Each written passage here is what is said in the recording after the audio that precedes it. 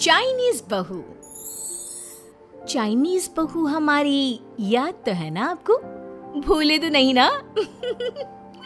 हाँ भाई, थोड़ी देर में ही सही, लेकिन चाइनीज बहू की कहानी आ ही गई। क्या हो रहा है ये देश में? चाइना ने तो आतंकी मचा रखा है। अरे क्या हो गया? क्यों चाइना को कोसता रहता है? भूल मत, तेरी ससुराल चाइना की ही है। हाँ माँ, पर ये देखना, लड़ाई झगड़े, ये बीमारी, ऊपर से ये देश कितना चालाक है, अंदर न जाने क्या क्या करता रहता है। तभी अंदर से बहू की चिल्लाने की आवाज आती है। अरे क्या हो गया बहू, क्यों चिल्ला रही है? माँ जी, ये देखिए, ये रूस ने यूक्रेन की हालत क्या कर दी है। ऊपर से चाइना में दोबारा लॉकडाउन लग गया है। माँ जी, अब क्या किया जाए? अरे तो तुम लोगों को क्या परेशानी हो रही है, मैं तो यही नहीं समझ पा रही हूँ। वो क्या है ना माँ, हम लोग चाइना जाने की सोच रहे थे, सांगसू के भाई की शादी है। तो क्या? अरे कौन सा उन लोगों के यहाँ भाई घोड़ी चढ़ता है जो बहन काजल लगाकर नेक लगी? माँ जी, उसकी आंखें बहुत छोटी छोटी है, उसमें या तो पुतली रह सकती है या काजल। साले की पुतली निकाल कर काजल लगा दो, अंधा कहीं का। क्या क्या बोले तुम मेरे भाई के बारे में? अरे नहीं नहीं बहू, वो तो बोल रहा था कि तुझे नेक मिल जाएगा। हाँ, बहन है ना तू उसकी। नहीं नहीं माँ जी, मैं सब समझती, ये मेरे भाई का मजाक बनाते रहते। कितना शीरा है मेरा भाई, बिल्कुल छिपकली जैसा। नहीं नहीं बहू, सीधा गाय जैसा होता है। सही पकड़े हैं माँ जी। हाँ, तो मेरे भाई की शादी है, मैं चाइना जरूर जाऊंगी। तभी एक पड़ोसन आ जाती है। अरे नहीं नहीं बहू, तू कहीं ना जा, हम लोगों का मन कैसे लगेगा तेरे बिना। ले बहू, तेरे भाई के लिए ये शॉल रख ले, हमारी तरफ से गिफ्ट कर देना। अरे सब कितने अच्छे हैं, मेरी चाइनीज बहू को कितने प्यार से तुम लोगों ने एक्सेप्ट कर लिया। सच में बड़ी भाग्यशाली हूँ मैं। कैसी बात कर रही है? ये तो हम लोगों के देश की खूबसूरती है कि हर किसी को दिल से अपना लेते हैं, बस वो भी दिल से हमें अपना समझे। कैसी बात कर रही है आंटी जी? मेरे लिए आप सब सासू माँ जैसी ही हैं। मुझे भारत बहुत अच्छा लगता है, ये सबसे अच्छा देश है, मेरा भारत महान। वैसे भी लड़के की शादी जहाँ होती है वो तो वहीं की हो जाती है ना। जीती रे बहू, सही बोल रही है। औरत तो होती ही पानी की तरह है, जो जहाँ जैसे रखे वैसी ही शेप ले लेती है। आंटी जी, ये थोड़ा सा ज्यादा हो गया, समझ नहीं आया। नो प्रॉब्लम, मैं चाय बना कर लाती हूँ।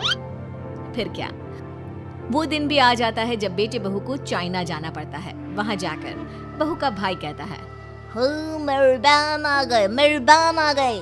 मैंने सबको बोला कि सब हिंदी में बात करेंगे, नहीं तो बहन नाराज हो जाएगी।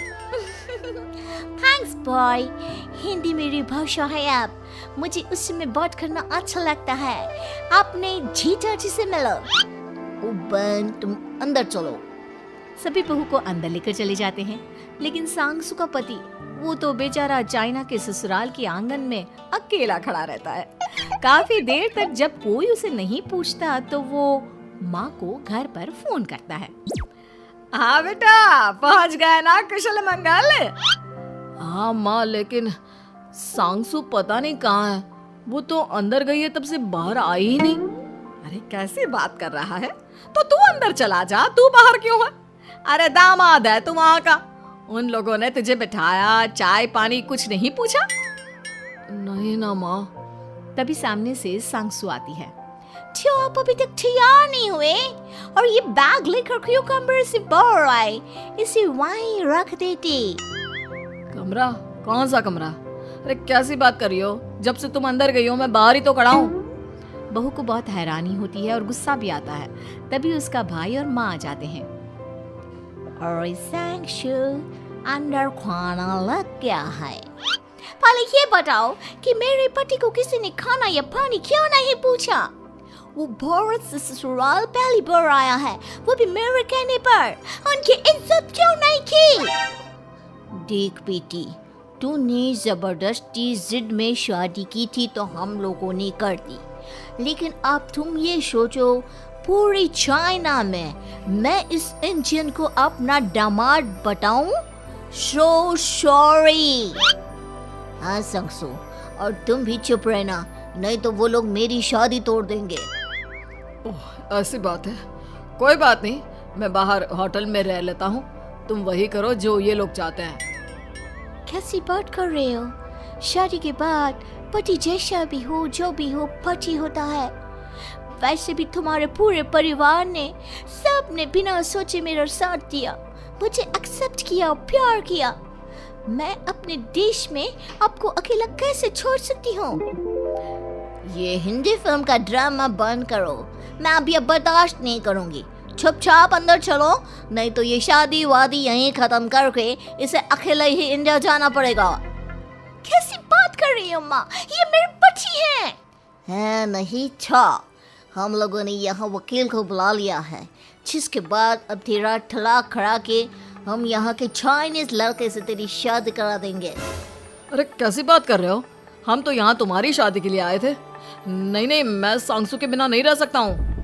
हाई वोल्टेज ड्रामा होने के बाद से ही सारा माहौल खराब हो जाता है कि तभी एक लड़की आती है। मैंने सारा इंतजाम कर दिया है, सांगसू की शादी का मंडप परसों लग जाएगा, तब तक इसके पति को कमरे में बंद कर देते हैं। सभी सांगसू के पति का हाथ बांधकर उसे कमरे में बंद कर देते हैं। ये क्या कानूनी है? आप लोग मेरे पति के साथ ऐसा नहीं कर सकते हैं। मैं किसी से शादी नहीं करूंगी, ये साफ बात है। पहले मैं अपनी शादी करूं, फिर तेरी भी शादी करवा दूंगा। सब कुछ तय हो जाता है, भाई की शादी हो जाती है। फिर वो दिन भी आ जाता है जब सांगसू की शादी वो लोग जबरदस्ती करने के लिए उसे मंडप पर ले जाते हैं। ऐसा मत करो, ये मेरी बीवी है। मैं किसी से शादी नहीं करूंगी। कैसे नहीं करेगी शादी? शादी तो तेरा बाप भी करेगा।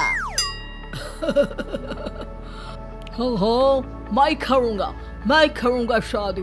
प्लीज कोई मेरी शादी किसी अच्छा औरत से करवा दे। चुप, बिल्कुल चुप।